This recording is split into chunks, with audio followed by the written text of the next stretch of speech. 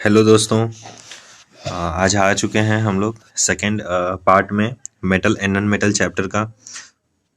काफ़ी दिनों से मैंने वीडियो नहीं बनाया था। Now let's start. कुछ पार्ट इसमें बच गया है हम लोग का, इसको कंप्लीट करते हैं फटाक से। तो आज हम लोग पढ़ने वाले हैं मेटल और नॉन मेटल का पार्ट 2। कुछ इसमें थोड़ा सा बच गया है इस चैप्टर में, इसको फटाफट ख़त्म करते हैं आज। ठीक है, पार्ट 2 में है जो कहाँ से हम लोग ख़त्म किए थे। हाँ, तो हम लोग पढ़ रहे थे reaction between metals and non metal. तो चलो बच्चों स्टार्ट करते हैं। तो हम लोग सभी बच्चे जानते हैं कि रिएक्शन बिटवीन मेटल्स और नॉन मेटल्स, अगर इन दोनों को अगर आपस में रिएक्शन करवाएंगे तो फिर क्या होगा। क्योंकि हम लोगों ने पिछले क्लासेस में पढ़ा था कि मेटल्स को है जो क्या बोलता है, एसिड के साथ रिएक्शन करवाया था, वाटर के साथ रिएक्शन करवाया था। अब अगर इन दोनों को अगर आपस में रिएक्शन करवाएंगे तो क्या होगा। तो बहुत ही सिंपल है, ज़्यादा दिमाग लगाने की जरूरत नहीं है। सीधा सा कॉन्सेप्ट, पहला कॉन्सेप्ट ये है कि reactivity of the elements can be understood as a tendency of attain to completely filled by valency cell. सीधी बात यह है बच्चों कि अगर आपको मेटल और नॉन मेटल को रिएक्शन कराना है तो बस आपको वैलेंस सेल याद रखना है। ठीक है, कि टोटली डिपेंड करेगा वैलेंस सेल पे कि वो रिएक्शन करेगा कि नहीं करेगा, करेगा तो कैसे करेगा। देख लेते हैं। जैसे कहता है कि मेटल जो होते हैं, मेटल के जो एटम है कैन लॉस इलेक्ट्रॉन, वो इलेक्ट्रॉन को हमेशा क्या करता है, इसका टेंडेंसी क्या है। मेटल जितने भी होते हैं वो अपना इलेक्ट्रॉन को लॉस करने का इसका टेंडेंसी है। ठीक है, from the valence electron forms a cation. क्या फॉर्म करता है, कैटायन। कैटायन उसे कहते हैं जो इलेक्ट्रॉन को क्या करता है, लॉस करता है, और वो हमेशा पॉजिटिव आयन रखता है। इसमें एक ही कॉन्सेप्ट है बच्चे कि अगर इलेक्ट्रॉन को लॉस कर रहा है, इलेक्ट्रॉन को क्या कर रहा है, लॉस कर रहा है, तो ये पॉजिटिव साइन लेगा। और अगर इलेक्ट्रॉन को गेन कर रहा है, इलेक्ट्रॉन को क्या कर रहा है, गेन कर रहा है, तो नेगेटिव साइन लेता है। अब पॉजिटिव साइन वाले को हम लोग कैटायन बोलते हैं, नेगेटिव साइन वाले को एनायन बोलते हैं। ठीक है, तो यहाँ पे ये टेंडेंसी हम लोग देख रहे हैं कि एटम्स ऑफ मेटल, मेटल के जो एटम है इलेक्ट्रॉन को क्या करते हैं, लॉस करते हैं, और वो क्या बनाते हैं, कैटायन बनाते हैं और पॉजिटिव चार्ज रखते हैं। ठीक है, और वहीं अगर नॉन मेटल की बात करें तो इसका ठीक रिजर्व हो जाएगा, रिवर्स हो जाएगा, यानी उल्टा। रिवर्स क्या हो जाएगा कि atom of non metal gain electron, क्या करता है, ये इलेक्ट्रॉन को गेन करता है। नॉन मेटल क्या करता है, इलेक्ट्रॉन को गेन करता है, जिसके कारण इसको हम लोग एनायन बोलते हैं। और ये कैसा चार्ज रखता है, नेगेटिव आयन रखता है, negative charge. Is it clear.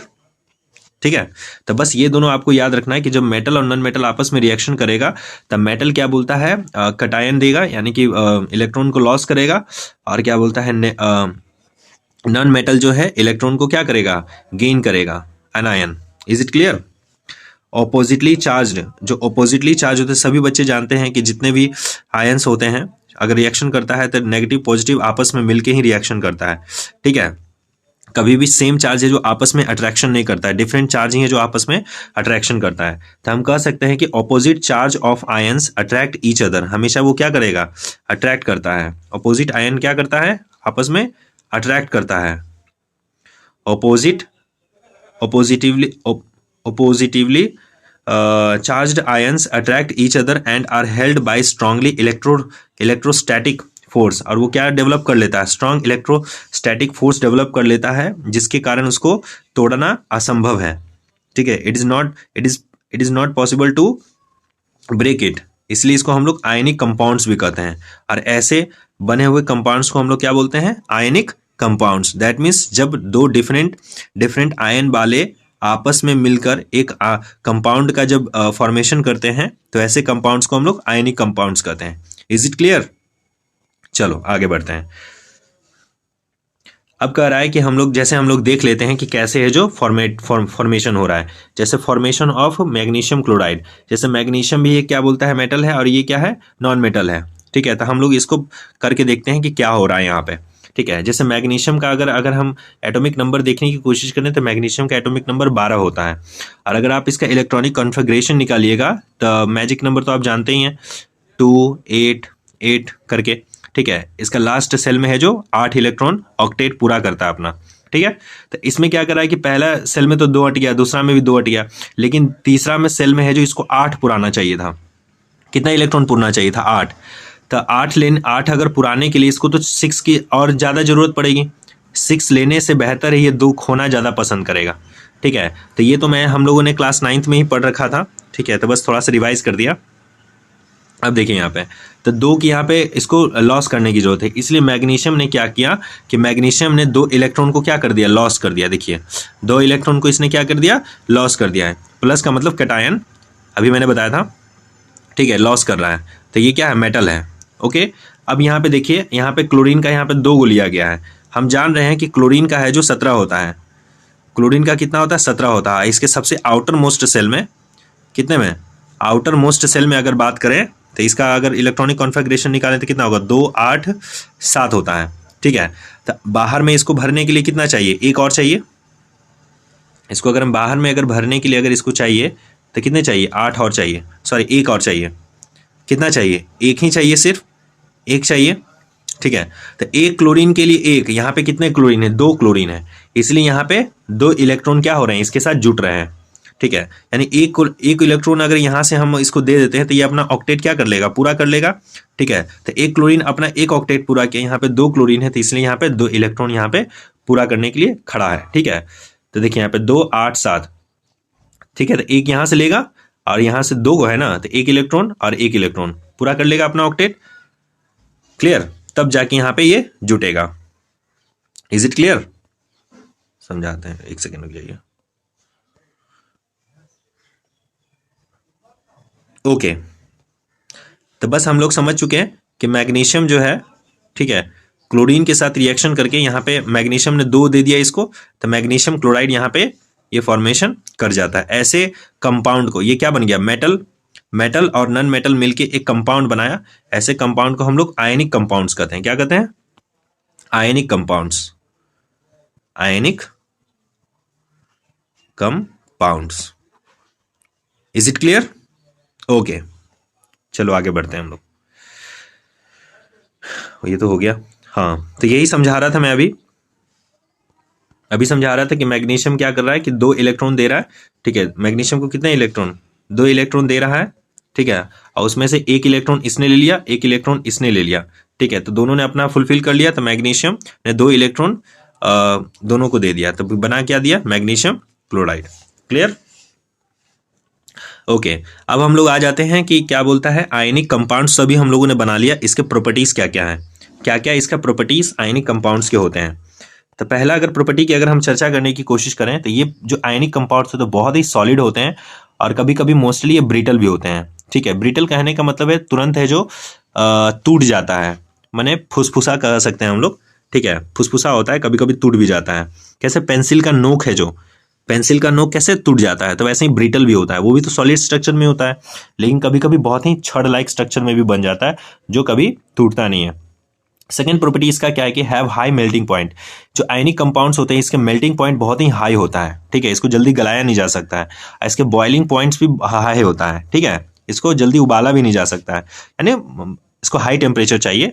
Clear, more energy is required to break the strong inter ionic interactions. इसको मोर एनर्जी जरूरत पड़ती है, मोर एनर्जी जरूरत पड़ेगी इसके आयनिक इंटर आयनिक क्या बोल सकते हैं इसके, क्या आयनिक बॉन्ड्स को तोड़ने के लिए। इज इट क्लियर, फिर देखिए जनरली सोल्यूबल इन वाटर, इसके प्रॉपर्टी क्या है कि ये जनरली वाटर में सोल्यूबल हो जाते हैं। Insoluble in kerosene and petrol, ये बहुत इंपॉर्टेंट है, बहुत इंपॉर्टेंट है, ये हमेशा फंसाता है। ठीक है, कि क्या बोलते हैं आयनिक कंपाउंड्स किस किस में है जो सोल्यूबल है और किस में इनसोल्यूबल है। तो हमेशा याद रखिएगा कि वाटर में सोल्यूबल है, वाटर में क्या है, मैं हाईलाइट इसलिए कर रहा हूँ कि आपको याद रहे, वाटर में आयनिक कंपाउंड सोल्यूबल है और इनसोल्यूबल किसमें है, केरोसिन और पेट्रोल। केरोसिन और पेट्रोल में ये क्या है, इनसोल्यूबल है। Conduct electricity in the solution, ये वाटर में है, ये क्या देखिए आयनिक कंपाउंड्स वाटर में सोल्यूबल है तो क्या कर सकता है, इलेक्ट्रिसिटी को भी कंडक्ट कर सकता है। And in the molten state में होना चाहिए। In the both cases free ions are formed and conduct electricity, ये क्या कर सकता है, इलेक्ट्रिसिटी फॉर्म करता है। इज इट क्लियर बच्चों, चलो आगे बढ़ते हैं। देखिए अब हम लोग पढ़ने वाले हैं कि क्या बोलता है मेटल को है जो निकालते कैसे हैं हम लोग। ठीक है, तो पहले हम लोग थोड़ा थ्योरी चर्चा कर लेते हैं, उसके बाद इस स्ट्रक्चर को देखेंगे। Now let's start. Occurrence of metal, metal का है जो हम लोग कैसे निकालते हैं। पहली बात, नो बकवास, सब जानता है बच्चे कि मेटल जो है, मिनरल होता क्या है, मेटल निकलता कहाँ से है। पहले हम लोग मिनरल की चर्चा करेंगे और मेटल आया कहाँ से, वो बात को हम लोग समझेंगे। मिनरल क्या होता है? Elements of compounds occurring naturally are called minerals. यानी कि धरती के नीचे से, क्या बोल रहा हूँ, धरती के नीचे से अगर कोई भी बंदा अगर कोई भी चीज को अगर निकालता है, ठीक है, तो कोई भी चीज है जो वो मिनरल हो सकता है। जैसे एक स्टोन भी मिनरल हो सकता है। कुछ भी चीज है जो जो धरती के नीचे से निकाला जा रहा है उसको हम लोग मिनरल कहते हैं, ठीक है।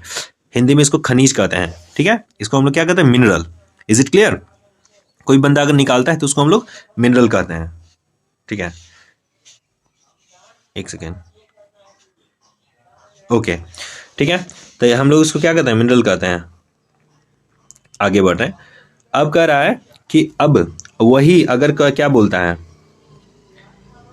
अगर उसी मिनरल में अगर धरती के नीचे से जो चीज को हम लोग निकाल रहे हैं, अगर बंदा धरती के नीचे से अगर कोई चीज निकाला, जैसे मान लिया कि एक पत्थर सा निकला, एक पत्थर निकला, इसके अंदर क्या है ना कि इसके अंदर उसको है जो कुछ मेटल पाया गया।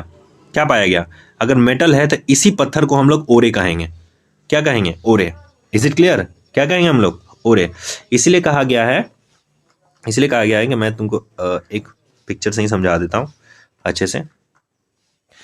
जैसे मिनरल क्या है? अगर कोई बंदा, ठीक है, धरती के नीचे से कोई चीज को निकालता है, ठीक है, तो माना कोई पत्थर निकाला, ये पत्थर में कुछ कुछ होगा, ठीक है। जरूरी नहीं कि मैंने बेनिफिट और प्रॉफिटेबल चीज ही हो, ठीक है, तो हम लोग इसको मिनरल कहेंगे। हम लोग इसको क्या कहेंगे? मिनरल्स। Is it clear? और वहीं अगर कोई बंदा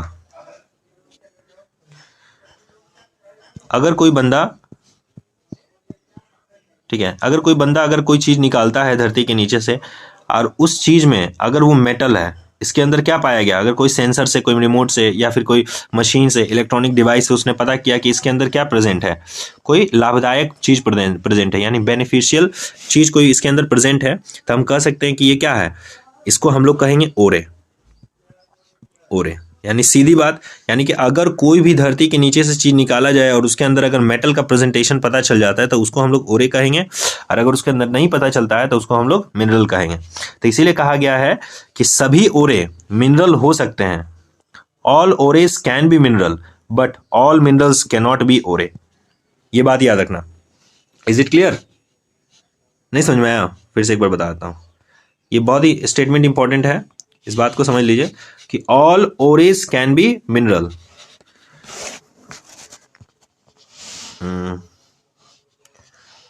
क्या लिख सकते हैं? All ores can be minerals but all minerals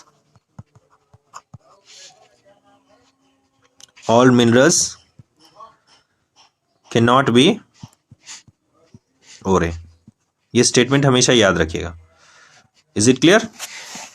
okay, तो देखिए कैसे निकलता है वो हम लोग देख लेते हैं। तो वही यहाँ पे डेफिनेशन दिया गया है। Everyone know that minerals from which metals can be profitable extracted is an ओरे। यानी कि एक ऐसा मिनरल जिसके अंदर क्या बोलता है, मेटल पाया जाए और प्रॉफिटेबल हो और प्रॉफिट हो उसको निकालने के बाद, उसको हम लोग क्या कहते हैं? ओरे कहते हैं।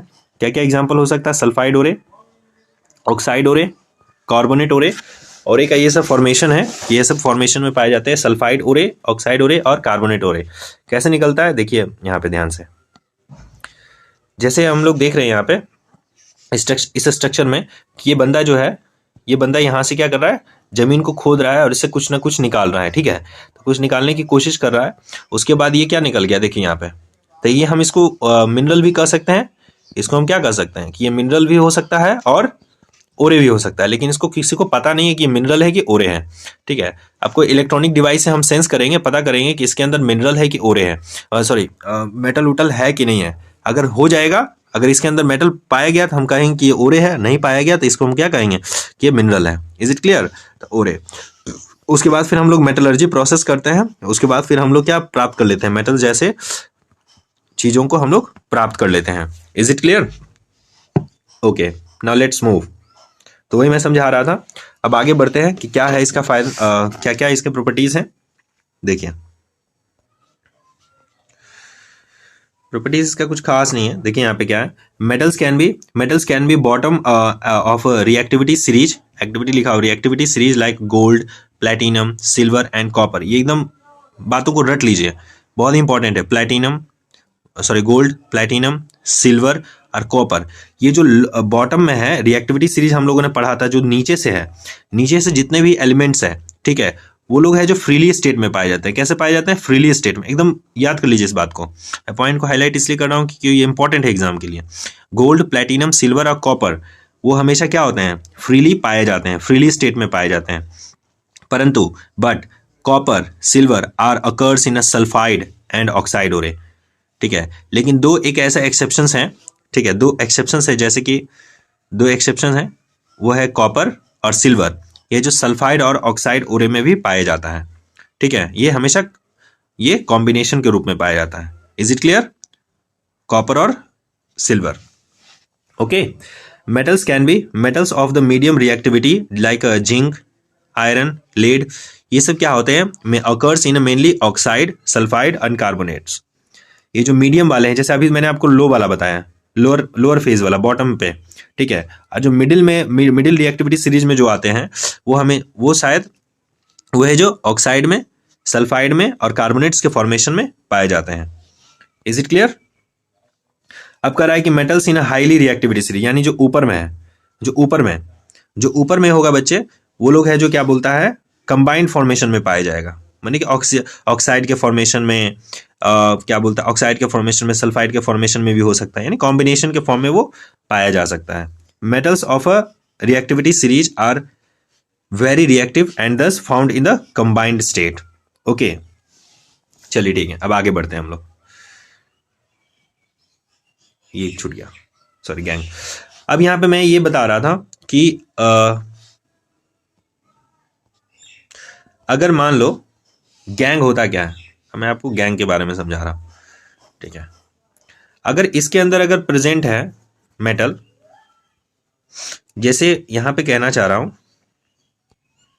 कि ये वाला जो चीज है, ठीक है, ये जो मेटल है, अगर इसके अंदर प्रेजेंट है, अगर मान लिया जाए इसके अंदर ये मेटल प्रेजेंट है, तो और भी तो बहुत सारा ये क्या बोलता है? इम्प्योरिटीज है।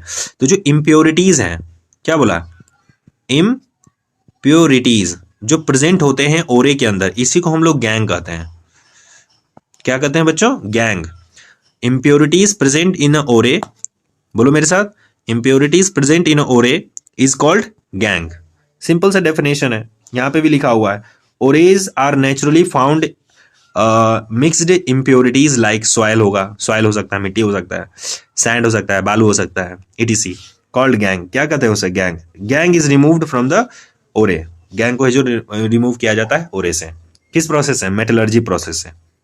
चलो मेटलर्जी प्रोसेस समझते हैं। Okay, what is metallurgy? क्या है मेटलर्जी? है क्या? मेटलर्जी कुछ नहीं है, बहुत ही सिंपल सा डेफिनेशन है। Step wise process of obtaining metal from its ओरे, दैट इज कॉल्ड मेटलर्जी। यानी ओरे से मेटल को निकालना। ओरे से किसको निकालना? मेटल को निकालना ही हम लोग क्या कहते हैं? मेटलर्जी प्रोसेस कहते हैं। इसमें कैसे प्रोसेस होता है? पहले तो ओरे को पकड़ो, ओरे को पकड़ के उसमें से मेटल को निकालो। मेटल को निकालने के बाद उसको, उसके जो जितने भी इम्प्योरिटीज है उसको साफ करो। इम्प्योरिटीज को साफ करके प्योर मेटल प्राप्त कर लो। Is it clear? चलो आगे बढ़ते हैं। मेटल एक्सट्रैक्टिंग मेटल लो इन रिएक्टिविटी सीरीज। एक्टिविटी सीरीज या रिएक्टिविटी सीरीज, यानी जो रिएक्टिविटी सीरीज में जो लो में पाए जाते हैं उसको कैसे निकाला जाता है? उसको निकालने का प्रोसेस क्या है? उसको निकालने का प्रोसेस बहुत ही सिंपल है। बाय हीटिंग ऑफ ओरे in the air at the high temperature. Air के प्रेजेंटेशन में ओरे को हाई टेम्परेचर देके बस खाली हीट कर दो। ओरे को जो है एयर के प्रेजेंटेशन में हाई टेम्परेचर देके उसको हीट कर दो, बस आसानी से प्राप्त हो जाएगा। Easily you can obtain. Like mercury. Mercury सब जानता है, ये मरकरी है, ठीक है। मरकरी एक ऐसा मेटल है जो लिक्विड फॉर्मेशन में पाया जाता है। इसको कैसे निकालेंगे? ये एक सिनेबार होता है। सिनेबार का जो फॉर्मूला होता है HgS होता है, याद कर लीजिए। ये फॉर्मूला भी कभी कभी एग्जाम में पूछ देता है कि सिनेबार का फॉर्मूला HgS है, ठीक है, मर्क्यूरिक सल्फाइड। अब ये क्या है कि सिनेबार से हम लोग कैसे निकालेंगे? सीधी बात, मैंने क्या बताया कि ओरे को ऑक्सीजन के प्रेजेंटेशन में क्या कर दो? हीट कर दो। ओरे को ऑक्सीजन के प्रेजेंटेशन में हीट कर दो, क्या मिलेगा? ऑक्साइड के फॉर्मेशन बन जाएगा। जैसे मर्क्यूरिक सल्फाइड से मर्क्यूरिक ऑक्साइड बन गया, ठीक है। इसको जब ये प्राप्त हो गया हमको, SO2 बाहर निकल गया। फिर इसको मैंने क्या किया कि यहाँ पे फिर से हीट कर दिया, फिर से क्या कर दिया, हीट कर दिया। तो हीट कर दूंगा तो ऑक्सीजन बन के ये बाहर निकल जाएगा, हमारा मरकरी यहाँ पे फाइन प्राप्त हो जाएगा। Is it clear? एक और है, copper from the copper sulphide. Copper को है जो कॉपर सल्फाइड से कैसे निकालेंगे, जैसे कॉपर सल्फाइड को उठाया, ओरे को ऑक्सीजन के प्रेजेंटेशन में, ओरे को ऑक्सीजन के प्रेजेंटेशन में हीट कर डाला और हीट करते ही वो क्या बन गया, कॉपर ऑक्साइड बन गया। क्या बन गया? Copper oxide. फिर से इसको लिया और फिर है जो क्या बोलता है, फिर कॉपर सल्फेट के साथ रिएक्शन करके हीट करने के बाद यहाँ पे क्या बन गया, कॉपर बन गया, कॉपर निकल गया और सल्फर ऑक्सीजन रिएक्शन करके सल्फर डाइऑक्साइड बन के ये निकल गया, यानी इसको डबल रिएक्शन कर दिया गया। ठीक है, इज इट क्लियर? इतना बात समझ में आया कि नहीं? क्लियर? चलो आगे बढ़ते हैं। अब आगे कह रहा है कि मेटल्स, अभी हम लोगों ने क्या किया कि रिएक्टिविटी सीरीज में लो वाले को निकाला, जैसे इसमें अभी हम लोगों ने कॉपर को निकाला और Hg को निकाला था। ठीक है, अब मिडिल वाले में आते हैं। मिडिल वाले रिएक्टिविटी सीरीज में किसको कैसे निकालेंगे, extracting metal from the middle of reactivity series. कैसे निकालेंगे? बहुत ही सिंपल है, ज्यादा कुछ नहीं करना है। Metals are easier to obtain from the oxide ore, sulphide ore and carbonate ore. मैंने अभी बताया कि जो मिडिल में होते हैं ऑक्साइड, सल्फाइड और कार्बोनेट, तीन टाइप के ओरे होते हैं जो मिडिल में पाए जाते हैं, मिडिल रिएक्टिविटी सीरीज में। तो उसको निकालना बहुत ही सिंपल है। कैसे? Metals are easier to obtain, oxide ore, sulphide ore and carbonate ore are converted into oxide. सीधी तरह से उसको सभी को क्या बना दो, ऑक्साइड में कन्वर्ट कर दो। तीनों को क्या कर दो, ऑक्साइड में अगर कन्वर्ट कर दोगे तो सिंपली निकल जाएगा। कैसे? चलो एग्जांपल लेके देखते हैं। मेटल ओरे heated strongly in the excess presence of air। ठीक है, जैसे ये ओरे है, एक्सेस प्रेजेंट ऑफ एयर में मैंने इसको क्या कर दिया, हीट कर दिया। क्या कर दिया, मैं ओरे को एक्सेस प्रेजेंट ऑफ एयर में हीट कर दिया तो क्या बन गया, जिंक सल्फेट से क्या बन गया, जिंक ऑक्साइड बन गया। ऑक्साइड फॉर्मेशन में आ गया ना, ऑक्साइड फॉर्मेशन में आ गया। क्लियर? अब फिर से हीट कर दूंगा इसको तो ऑक्सीजन निकल जाएगा और जिंक हमको प्राप्त हो जाएगा। Is it clear? Metals ore heated strongly. एक और बात, ये निकल गया ना, तो इस प्रोसेस को हम लोग रोस्टिंग कहते हैं। क्या कहते हैं? रोस्टिंग यानी गर्म करना। Metals ore heated strongly in the excess presence of air. ठीक है, यहां पे एयर का प्रेजेंटेशन होता है, यहां पे एयर क्या होता है, प्रेजेंट होता है, प्रेजेंट एयर यहां पे प्रेजेंट होता है रोस्टिंग प्रोसेस में। और metals are heated strongly in the limited, या तो लिमिटेड अमाउंट में या फिर नो सप्लाई ऑफ एयर। यहाँ पे एयर है जो एब्सेंट होता है, ये बात याद रखना है। दोनों में बहुत डिफरेंस होते हैं। ठीक है, ये डिफरेंस बेस जहां पे पैदा होती है, जहां पे डिफरेंसेस पैदा होती है वहां पे क्वेश्चन बनती है। ठीक है, तो याद रखना है कि कैल्सिनेशन प्रोसेस उस प्रोसेस को कहते हैं, दोनों हीटिंग का प्रोसेस ही है, रोस्टिंग प्रोसेस और हीटिंग प्रोसेस दोनों हीटिंग का ही प्रोसेस है।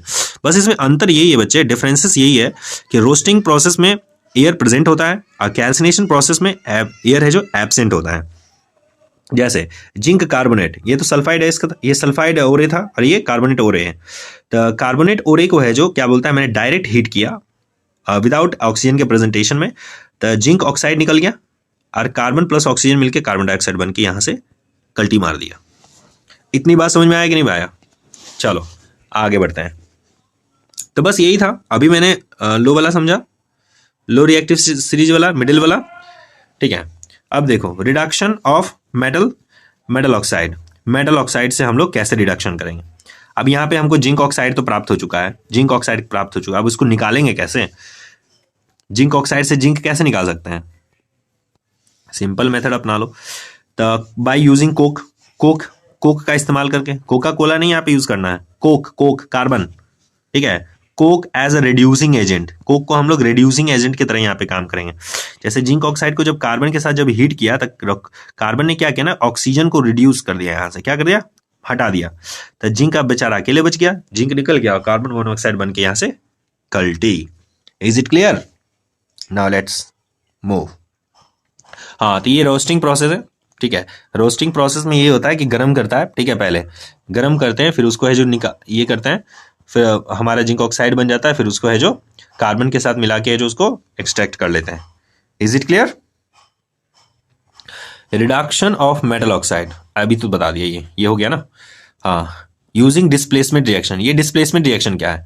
अब यहाँ पे मैंने जिंक ऑक्साइड को कार्बन के प्रेजेंटेशन में जिंक तो निकाल लिया, जिंक तो मैंने निकाल लिया। अब अगर दूसरा मेथड क्या हो सकता है कि मेटल ऑक्साइड को और किस तरीके से नहीं निकाल सकते, डिस्प्लेसमेंट कर दो। सभी बच्चे ने फर्स्ट चैप्टर में पढ़ा है कि डिस्प्लेसमेंट रिएक्शन क्या है।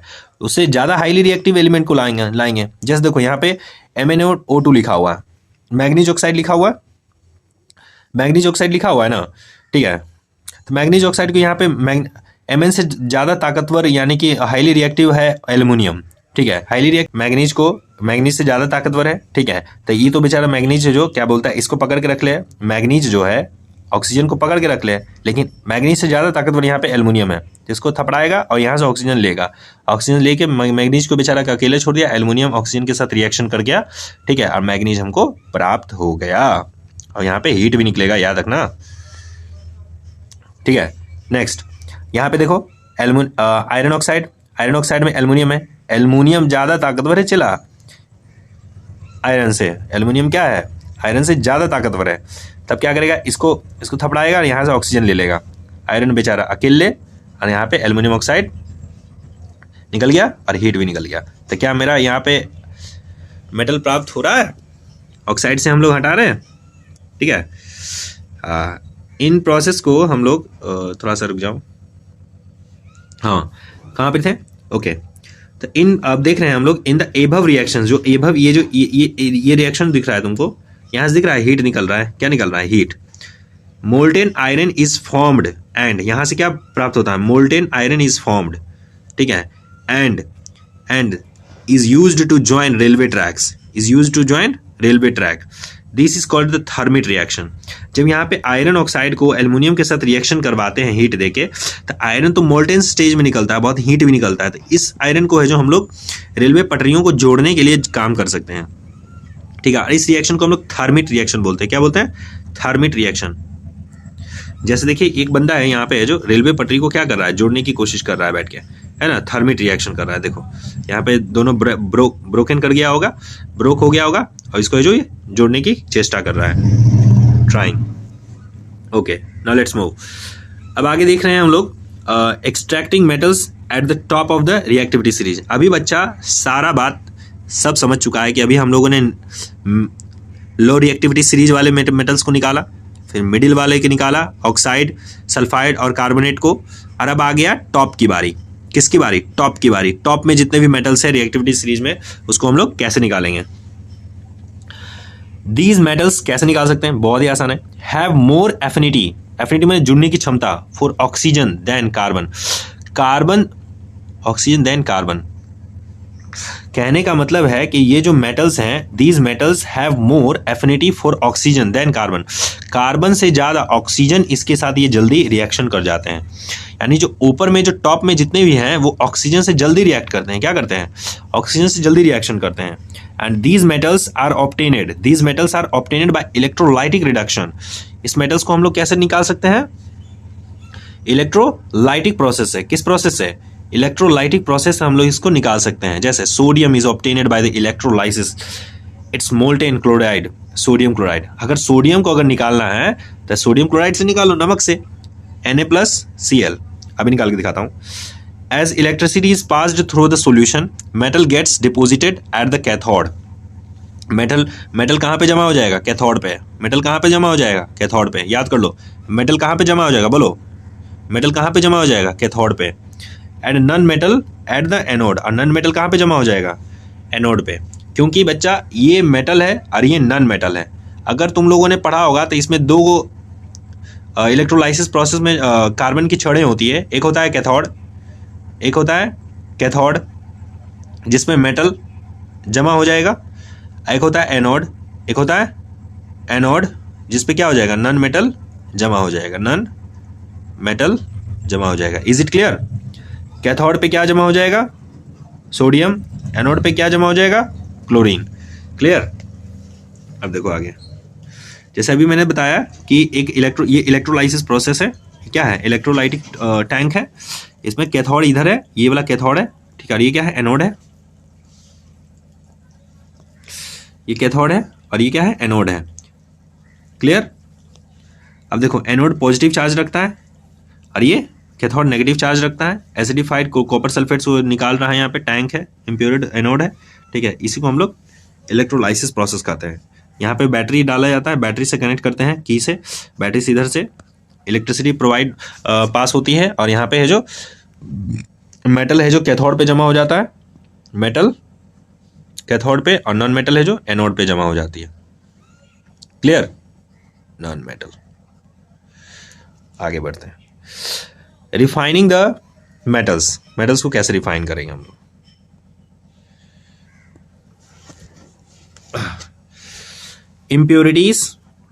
impurities present in the obtained metal can be removed by the electrolytic refining।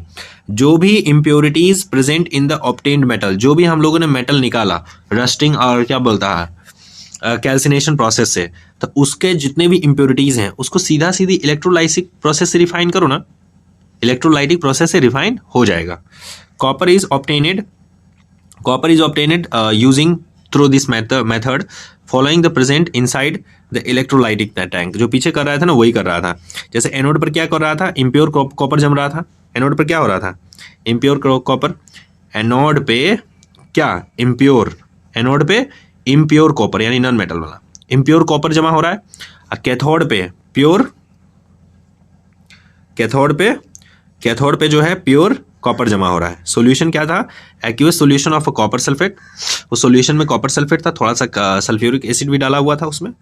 The former anode copper ions are released in the solution and equivalent amount of the copper from the solution is deposited at the cathode. यानी anode पे और cathode पर equivalent amount में है जो copper pure और impure जमा हो जाता है।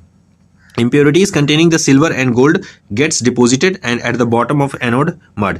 अगर तुम सिल्वर और गोल्ड का इलेक्ट्रोलाइसिस प्रोसेस कर रहे हो, ठीक है, तो impurities of a silver and gold get deposited at the bottom of the anode। Anode के नीचे है जो मड बन के जम जाता है, इस तरीके से यहाँ पे, इस तरीके से यहाँ पे जमा हो जाता है। क्लियर? ओके, अब देख रहे हैं हम लोग last slide. Okay, prevention of the corrosion. Corrosion माने जंग लगना, ठीक है, जंग लगना कह सकते हैं, या फिर रस्टिंग में भी जंग लगना होता है। कोरोजन में क्षय होना यानी खराब होना, ठीक है। देखो, rusting of iron is prevented by the painting. अगर तुमको बच्चा जानता है कि अगर लोहे को बचाना है, ठीक है, जंग से, रस्ट से बचाना, तो पेंट कर दो ना उस पर। घर पे हम लोग पेंट नहीं करते हैं, पेंट कर दो, ऑयलिंग लगा दो, ग्रीस लगा दो, गैल्वेनाइज्ड कर दो, क्रोम पेंटिंग कर दो, या फिर एनोडाइजिंग कर दो, मेकिंग एलॉय, या फिर उसको एलॉय बना दो। एलॉय बना देने से भी जंग नहीं लगता है। जैसे स्टील में देखते हो ना, स्टील के बर्तन में कभी जंग लगता है? स्टील का रेलिंग हम लोग छत पे लगाते हैं, उसमें कभी लगता है जंग, रस्ट लगता है? नहीं लगता है। क्यों? क्योंकि वो एलॉय है। गैल्वेनाइजेशन प्रोसेस में कर दो। गैल्वेनाइजेशन प्रोसेस, आयरन और steel is coated with a layer of zinc. Zinc के लेयर से हम लोग उसको क्या करते हैं, आयरन के प्लेट को रंग देते हैं, जिंक से है जो कोटेड कर देते हैं, जिसके कारण जिंक प्रेफरेबली ऑक्सीडाइज्ड, वो क्या हो जाता है, ऑक्सीडाइज्ड हो जाता है आयरन से, ठीक है। अब एलॉय मतलब क्या, मिश्रण, मिक्सचर बनाना। These are the mixtures of the metal with the metals and non metal.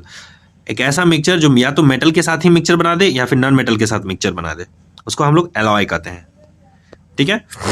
Adding small amount of the carbon makes iron hard and strong. थोड़ा सा अगर कार्बन मिला देते हैं, आयरन क्या हो जाता है, स्ट्रॉन्ग हो जाता है और हार्ड हो जाता है। Stainless steel is obtained by mixing of iron, nickel and chromium. बहुत इंपॉर्टेंट है ये बात, एकदम दिमाग में बैठा लो कि अगर स्टेनलेस स्टील बनाना है तो उसमें आयरन, निकेल और क्रोमियम तीनों को मिला के बनाया जाता है स्टेनलेस स्टील। ये बहुत ही हार्ड होता है और रस्ट फ्री होता है, इसमें कभी भी रस्ट नहीं लगता, जंग नहीं लगता। Mercury is added to other metals to make amalgam. ये बहुत इंपॉर्टेंट है। किसी भी मेटल में अगर मर्करी को मिला दिया गया तो वो क्या बना देगा, एमलगम बनाएगा। क्या बनाएगा, एमलगम, जो कभी रस्ट फ्री हो, जो हमेशा रस्ट फ्री होता है। ब्रास और bronze, alloy of copper and zinc और कॉपर का एलॉय को हम लोग ब्रास बोलते हैं। ये हमेशा एग्जाम में एमसीक्यू में पूछते आ रहा है, ठीक है, इसलिए इसे हमेशा ध्यान में रखिए। ब्रास क्या है, जो कॉपर और जिंक का मिक्सचर है, ठीक है, एलॉय है। ब्रॉन्ज है जो कॉपर और टीन का। क्लियर?